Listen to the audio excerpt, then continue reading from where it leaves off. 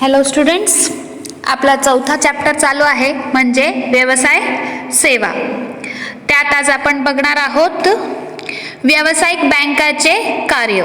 व्यावसायिक बँकाचे कार्य खालीलप्रमाणे दोन गटात विभागले जाऊ शकतात. तर पहिला आहे प्राथमिक कार्य आणि दुसरा आहे दुय्यम कार्य. ठीक आहे. आता प्राथमिक कार्यामध्ये काय येतं? पहिले ठेवी स्वीकारणे व दुसरा आहे कर्ज देणे. परंतु दुसऱ्या ह्याच्यामध्ये आहे दुय्यम कार्यामध्ये काय येतं? पहिले येतं प्रतिनिधी कार्य आणि दुसरं आहे उपयुक्तता कार्य. आता प्राथमिक आणि दुय्यम that is primary function and secondary function. ह्याच्यामध्ये डिफरन्स काय असतं? प्रायमरी फंक्शन म्हणजे ज्याला आपण पहिला प्रेफरन्स देतो त्याला जास्त इम्पॉर्टन्स देतो, आणि दुसरं आहे दुय्यम कार्य म्हणजे सेकंडरी फंक्शन्स. सेकंडरी फंक्शन्स म्हणजे हे प्रायमरी फंक्शन झाल्यानंतर आपण हे फंक्शन्स घेत असतो. म्हणजे त्याला पहिला स्थान दिलं आहे म्हणजे accepting deposit, loans and advances. हे काय त्यांचं मेन फंक्शन आहे. परंतु त्यांचं दुसरं म्हणजे सेकंडरी फंक्शन काय आहे? Agency services, general utility services, fund transfer, credit creation, हे काय त्यांचं सेकंडरी फंक्शन्स. तर बघूया पहिले आपण प्रायमरी फंक्शन. तर प्रायमरी फंक्शन म्हणजे प्राथमिक कार्य. त्यात आपला पहिला कार्य आहे ठेवी स्वीकारणे. प्राथमिक कार्य हे व्यावसायिक बँकाचे प्राथमिक कार्य ही मूलभूत बँकिंग कार्य म्हणजे कोर बँकिंग फंक्शन CBS म्हणून ओळखली जातात. प्राथमिक कार्य खालीलप्रमाणे आहे. ठीक आहे. तर पहिला कार्य काय त्यांचा? ठेवी स्वीकारणे. व्यावसायिक बँका व्यक्ती किंवा संस्थाकडून ठेवी स्वीकारतात. ठेवीचे वर्गीकरण दोन प्रकारात केले जाऊ शकते म्हणजेच वेळ ठेवी, मागणी ठेवी. It means time deposits and call deposits. Accepting deposits, commercial banks collect deposit from individual and organization. The deposits can be classified into two types, that is time deposit and demand deposit. आता time deposit मध्ये परत दोन types येतात, ते म्हणजे fixed deposit and recurring deposit. आता time deposits are called as a time deposits because they are repaid to customer after the expiry of decided time. हे केव्हा? एक ना फिक्स्ड टाइम डिपॉझिट जे असतं पर्टिक्युलर इयरसाठी असतं किंवा इयर्स म्हणजे 2 वर्ष, 3 वर्ष किंवा 1 वर्ष, आणि हे मुदत झाल्यानंतरच ही अमाऊंट त्यांना परत रिपेड केली जाते. ठीक आहे. तर फिक्स्ड डिपॉझिट कसं असतं? Fixed deposit account is an account where fixed amount is kept for a fixed period of time bearing fixed interest. Rate of interest is more as compared to the saving bank account and varies with the deposit period. आता fixed deposit account हे कसलं account आहे? ह्याच्यामध्ये fixed amount असते आणि fixed period of time असतं आणि fixed interest rate असतं. रेट ऑफ इंटरेस्ट हे जास्त असतं as compared to saving bank, कारण की आपण हे पैसा बँकमध्ये आपला ठेवतो आहे पर्टिक्युलर पिरियडसाठी. Varies with the deposit period. ठीक आहे. तर आपल्याला एक टाइम लिमिट असते, मधून आपण ते पैसे काढू शकत नाही, आणि जर काय आपण त्याच्यामधून आपण पैसे काढलं तर त्यात आपलंच लॉस होतं. म्हणजे जे आपलं इंटरेस्ट रेट आपल्याला जे भेटणार आहे ते आपल्याला भेटत नाही किंवा कमी भेटतं. Normally withdrawal of amount is not permitted before maturity date. Maturity डेटच्या पहिले आपल्याला अमाऊंट रिपेड होऊ शकत नाही. आणि deposit can withdraw amount before maturity date for which the bank will reduce the interest rate. आणि जसं सांगितल्याप्रमाणे जर काय आपल्याला अशी काही अडचण आली आणि आपण ते फिक्स्ड डिपॉझिट मोडलं तर आपल्याला इंटरेस्ट रेट कमी भेटतो. आणि for the amount deposit in this account a fixed deposit that is FDR is issued by the bank and again the receipt loan can be taken from the bank. तर fixed डिपॉझिटचं असं काय असतं की त्याला limitation असते, त्याला fixed period असतं, तेवढा पिरियड आपल्याला ते अमाऊंट बँकमध्ये ठेवावी लागते. आणि जर काय आपण मधून पैसे काढले तर आपला इंटरेस्ट रेट कमी होतो आणि आपल्याला कमी पैसे भेटतात. आणि ह्याचं जे इंटरेस्ट रेट असतं फिक्स्ड डिपॉझिटचं ते बाकी डिपॉझिटपेक्षा हे इंटरेस्ट रेट जास्त असतं.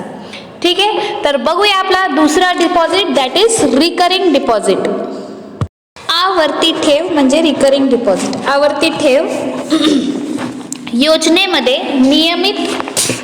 नियमित उत्पन्न असलेले पगारदार आणि व्यावसायिक पैसे गुंतवतात. दर महिन्या ठराविक रक्कम या खात्यात जमा केली जाते. मुदती अंती व्याज जमा झालेली रक्कम खात्यामधून काढता येते. सामान्यतः या खात्यादार व्याजदार मुदत ठेव खातेदार जास्त असतो. आवर्ती ठेव खात्याची स्थिती समजण्यासाठी स्वतंत्र खाते पुस्तक दिले जातात. आता रिकरिंग डिपॉझिट कसं असतं, it is operated by a salaried person, म्हणजे जे जॉबवर असतात त्यांना सॅलरी भेटते प्रत्येक मंथला, तर हे रिकरिंग अकाउंट त्यांच्यासाठी असतं. किंवा बिझनेसमॅन आहे, त्याची इन्कम तो प्रत्येक महिन्याला किंवा काही असं 15 दिवस असेल, काही त्याचं टाइम लिमिट असेल, तर हे त्यांच्यासाठी असतं.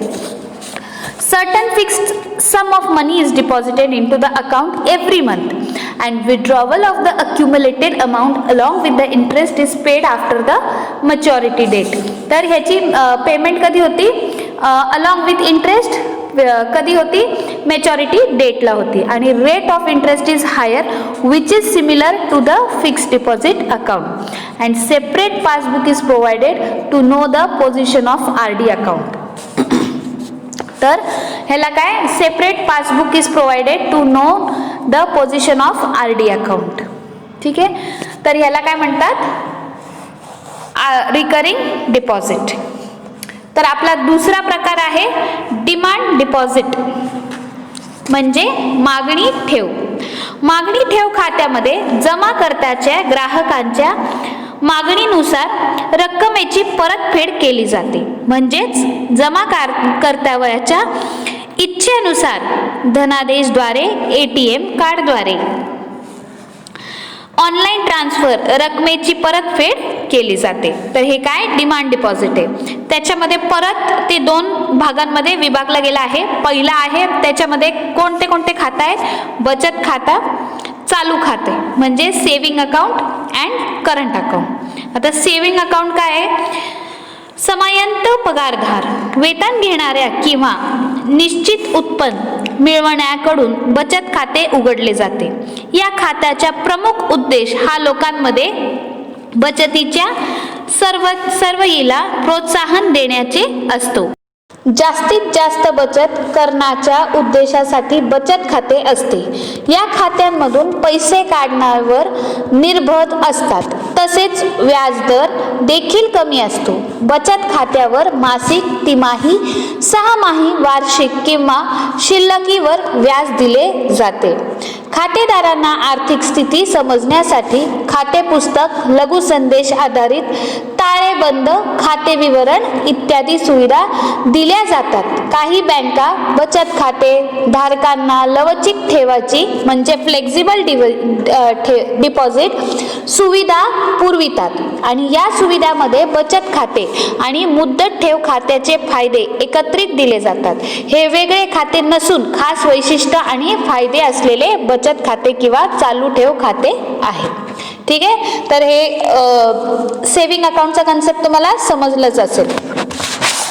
तर चालूया आपल्या सेकंड विभागणीकडे म्हणजे करंट अकाउंट. आता चालू खाते म्हणजे काय, हे खाते व्यावसायिक कंपन्या आणि इतर व्यावसायिक संस्था जसे की रुग्णालय, शैक्षणिक संस्था इत्यादी द्वारे नियमित बँक व्यवहारासाठी चालवले जातात. या खात्यात रक्कम भरवणाऱ्या अथवा काढण्यावर निर्बंध नसतात.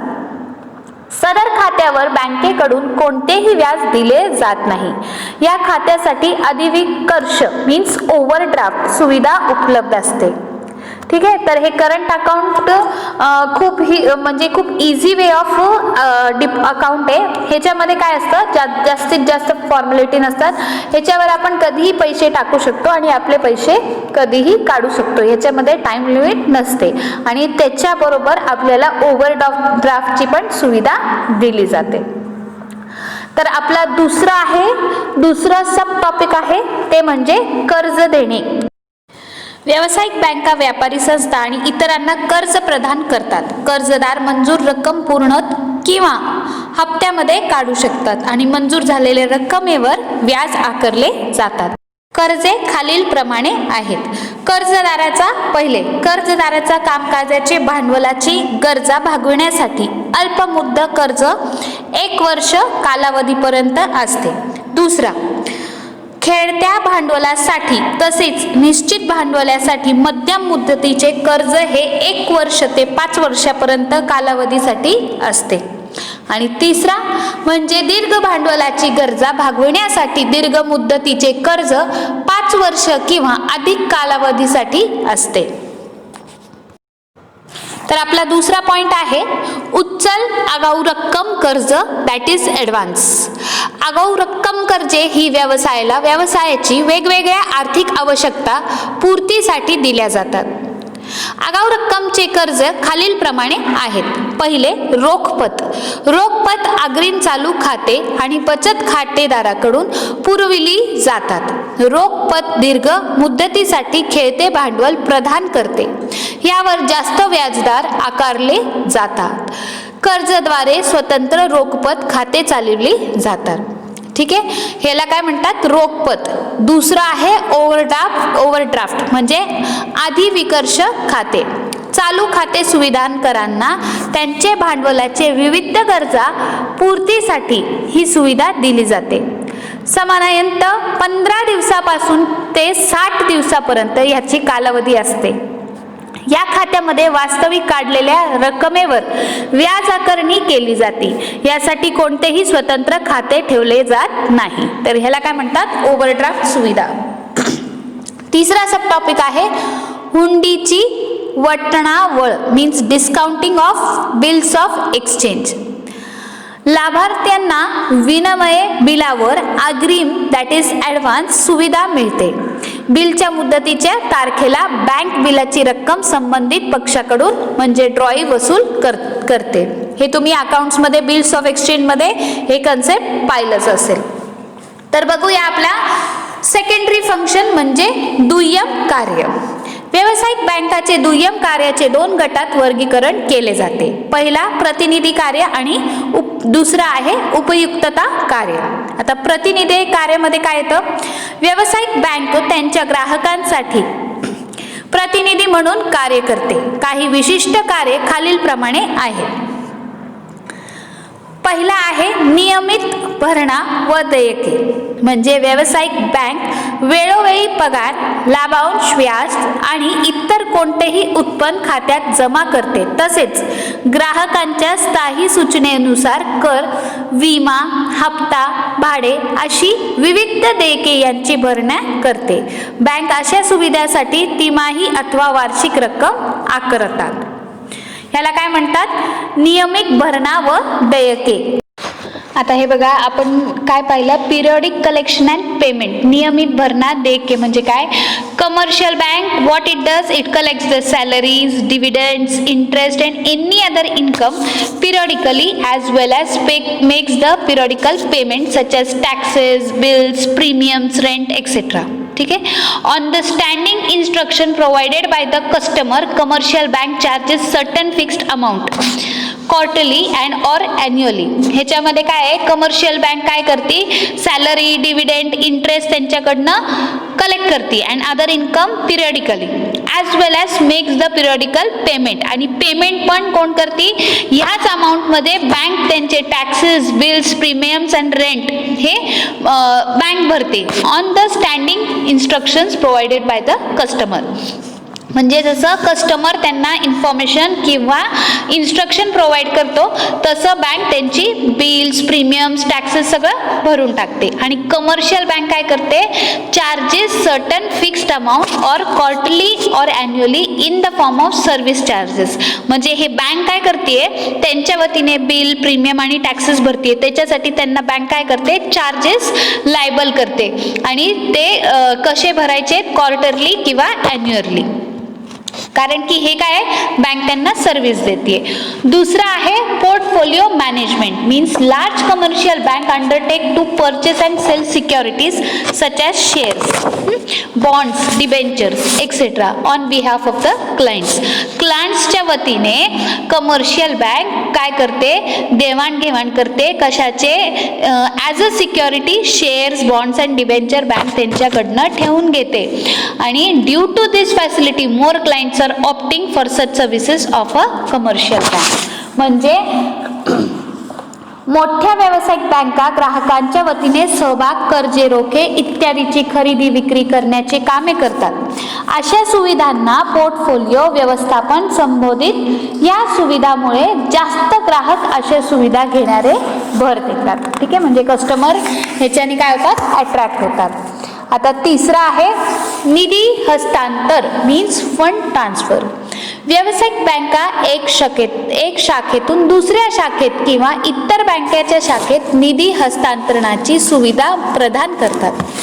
वाणिज्य बँका ही हस्तांतर सुविधा देण्याची वेगवेगळे उपक्रम विनाअडथळा उपलब्ध करून देतात.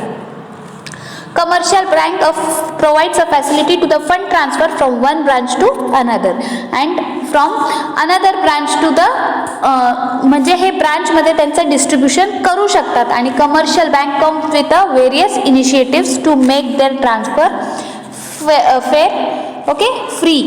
म्हणजे ह्यांना काही रेस्ट्रिक्शन्स नसतात, हे ट्रान्सफर करू शकतात त्यांचे फंड्स. चौथा पॉइंट आहे डिमटेरियलायझेशन. Bank provides dematerialization facilities to their clients to hold their securities in an electronic format. On behalf of clients, it undertakes the electronic transfers of shares in case of purchase or sale. आता bank ग्राहकांना त्यांचे विविध ठेवी म्हणजे securities electronic स्वरूपात ठेवण्यासाठी सुविधा प्रदान करतात. ग्राहकांच्या वतीने समभागांचे हस्तांतरणाची खरेदी विक्रीची सुविधा सुद्धा उपलब्ध करून देतात. म्हणजे हे कमर्शियल बँक किती त्यांना सुविधा प्रोव्हाइड करतात आपल्या कस्टमर्सला. आता विदेशी मुद्रा व्यवहार मीन्स फॉरेक्स ट्रान्झॅक्शन. बँका आपल्या ग्राहकांना वतीने परकीय चलन खरेदी किंवा विक्री करतात. सामान्यतः विदेश व्यवहारातून प्राप्त होणाऱ्या विदेश मुद्रा ग्राहकाकडून खरेदी करतात आणि त्याच मुद्रा ग्राहकांना आवश्यकता असेल तेव्हा परकीय व्यापारासाठी विक्री करतात. ठीक आहे, तर हे काय विदेशी मुद्रा व्यवहार. आता बघूया आपला दुसरा सब टॉपिक, ते म्हणजे उपयुक्ता कार्य. उपयुक्ततेचे कार्य ते म्हणजे धनादेश. धनादेश म्हणजे बँकेचे एक शाखेतून त्याच बँकेच्या अथवा दुसऱ्या बँकेच्या शाखेत पैसे भरण्याचे आदेश. म्हणजे बँक आपल्या खातेदारांना तसेच खाते नसल्यामुळे मसुदा म्हणजे ड्राफ्ट जारी करते, तर धनादेश फक्त खातेदारांनाच दिले जातात. बँक मसुदा म्हणजे ड्राफ्ट जारी करण्यासाठी अधिकचे शुल्क म्हणजे कमिशन आकारते. दुसरा पॉइंट आहे लॉकर सुविधा. हे कोणत्याही व्यावसायिक बँकेचे समन्वय उपयुक्तता कार्य आहे. बँक मौल्यवान वस्तू, कागदपत्रे, सोन्याचे दागिने इत्यादीच्या सुरक्षित ताब्यासाठी ही सुविधा प्रदान करते. प्रकल्प अहवाल म्हणजे प्रोजेक्ट रिपोर्ट. बँक ग्राहकांसाठी प्रकल्प अहवाल आणि व्यवहार्यता म्हणजे फिजिबिलिटी अभ्यास अहवाल तयार करतात. प्रकल्प अहवाल बाजारपेठेमधून निधी मिळवण्यासाठी आणि सरकारी अधिकाऱ्यांकडून मंजुरी मिळवण्यास सक्षम करतात. आपला चौथा पॉइंट आहे भेट धनादेश म्हणजे गिफ्ट चेक्स. बँक खातेदारांना व इतरांना भेट धनादेश आणि सोने नाणे यांची सुविधा पुरवितात. भेट धनादेश नाणी ग्राहकाकडून विविध समारंभावेळी भेट देण्यास उपयुक्त करतात. ठीक आहे, आता गिफ्ट चेक हे काय करतात, ग्राहकांना विविध समारंभावेळी भेट देण्यास उपयुक्त करतात. म्हणजे किती फॅसिलिटीज आहेत, म्हणजे जे बाहेर गावी राहतात. Bank issues gift cheques and gold coins to the account holders as well as to non-account holders. The gift checks coins can be used by the client for the purpose of gifting on occasions like weddings and birthdays etc. तर ही सुविधा सुद्धा काय करते, bank उपलब्ध करून देते. आपला 5th point आहे अंडर रायटिंग सर्व्हिसेस. म्हणजे a commercial bank may underwrite the issues of securities issued by the companies. If the shares are not fully subscribed, the underwriting bank agrees to take up the unsubscribe portion of the securities. ठीक आहे. आता व्यावसायिक बँका वेळोवेळी कंपन्यांकडून वितरित केले जाणाऱ्या विविध सिक्युरिटीसाठी अंडररायटर म्हणून काम करतात. वितरित न झालेले समभाग हे या बँकाकडून विकत घेतले जातात.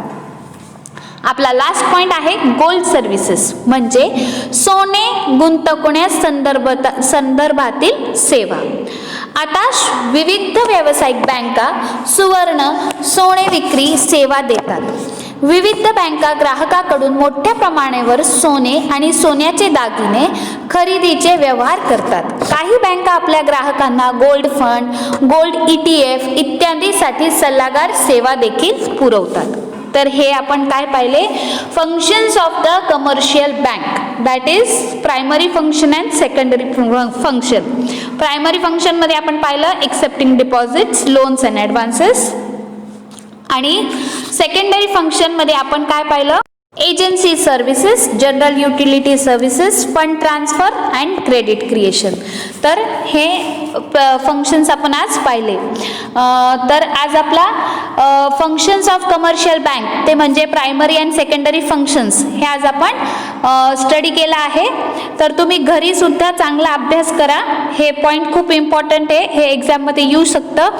तर त्याची डिटेल स्टडी करा आणि अभ्यास चालू ठेवा. Thank you students, keep watching my video.